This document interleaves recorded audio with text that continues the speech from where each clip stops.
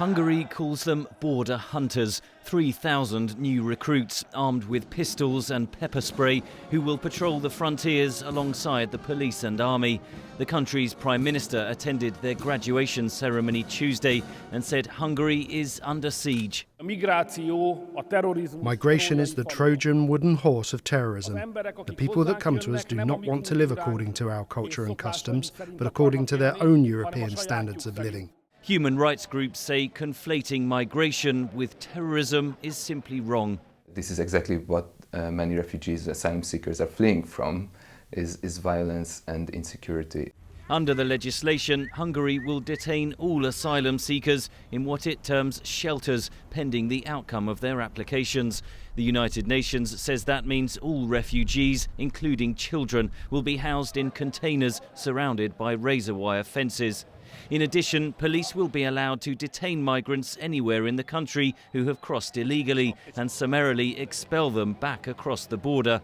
Previously, this only applied to migrants detained close to the frontier. The measures that the Hungarian authorities have chosen is to avoid properly assessing each application, each irregular migrant or asylum seeker arriving to Hungary. What they are doing instead is just putting the burden of this on other countries. So what we see is that the Hungarian government's deliberate dismantling of its asylum system results in thousands of people being stuck in Serbia.